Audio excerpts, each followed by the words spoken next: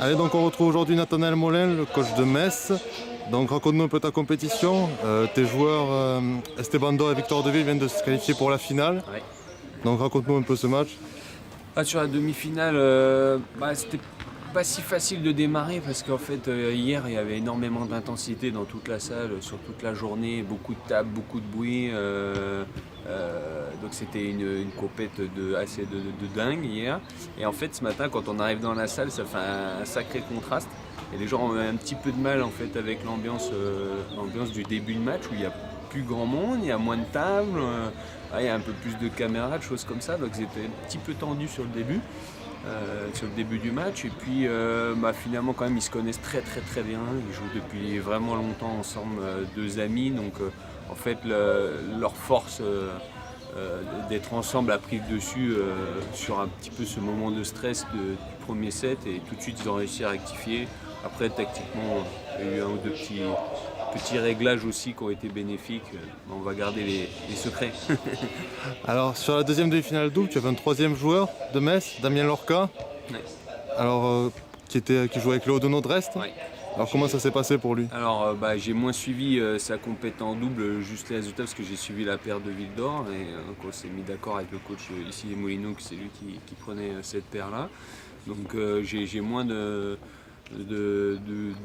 tactiquement et tout ça, j'ai pas vu ces matchs, mais par contre placer une paire et demie on va dire en demi-finale, c'est sûr que c'est une grosse satisfaction pour nous. Après Damien, c'est un joueur exceptionnel en double. En championnat, il joue très très très bien en Pro B en double, il a gagné pas mal de doubles et tenu la baraque, donc je ne suis pas surpris qu'il arrive en double à ce stade de la compétition. La plupart des joueurs de ton club s'entraînent à Metz toute la journée. Oui, sauf Damien, mais qui va être sur Metz dès la rentrée, dès juillet. Voilà. D'accord. Donc, mais sinon, tous les autres s'entraînent sur Metz. Alors on va faire un petit récapitulatif en simple. Donc Esteban est toujours en course, il est en demi-finale. Voilà, c'est ça.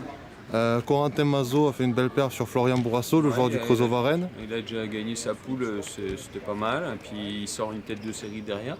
Voilà. Puis il a fait un bon match sur Vincent Picard en huitième. Bon, c'était pas facile et je pense qu'il était un petit peu cuit parce qu'il n'a pas l'habitude de lever son intensité comme ça. Mais c'est bien, ça lui montre ce qu'il lui reste à bosser. Voilà. Et puis après Victor Deville a perdu doyen en 16e. J'ai pas vu le match, c'est un très très bon joueur doyen. Et Damien Lorca n'est pas passé loin sur un match, il mène 2-7-0. Il mène, alors pareil, c'est pas moi qui coachais, j'ai pas vu tout le match, je suis arrivé à la fin du match. Mais il me semble qu'il mène 3-7-0 même, 2-7-0 ou 3-1. Et a priori derrière il y a eu un petit service que Hamache a trouvé, ou qu'il a mis vraiment en difficulté Damien. Il n'a pas réussi à trouver beaucoup de solutions. Donc on a des pistes de travail, on continue. Et donc parle-nous un peu d'Esteban, donc c'est un joueur qui partait tête de série numéro 8 en simple, qui joue très bien déjà depuis quelques années, il est capable de perfer à haut. Peut-être des difficultés à tenir une certaine forme de régularité, mais là il apparaît vraiment très en jambes sur cette compétition. Franchement, régularité je trouve pas, parce que sur le premier tour d'Indiv, il gagne. Il monte en élite A, il fait finale, donc il monte en élite A. En élite 1, ça a été pas facile. Bon, il a joué des sacrés, des joueurs comme Wesh ou des joueurs comme ça, donc c'est quand même encore un cran au-dessus. Et derrière, il redescend donc au troisième tour, et puis le troisième tour, il retourne et il remonte. Donc moi sur le Critérium, c'est la seule compétition où je peux me baser pour lui sur les autres Français, parce qu'il ne joue pas le circuit international. Donc moi je me base sur ces compètes-là avec lui pour voir son évolution par rapport aux autres juniors de sa catégorie. Et moi quand il les joue, en tout cas pour l'instant il est toujours dans la lutte. Voilà, depuis 2 ans et demi. L'année dernière il gagne ses tours d'Indiv aussi. Pour moi il est assez régulier quand même. Alors qu'est-ce qu'il faut qu'il fasse là pour gagner sa demi-finale?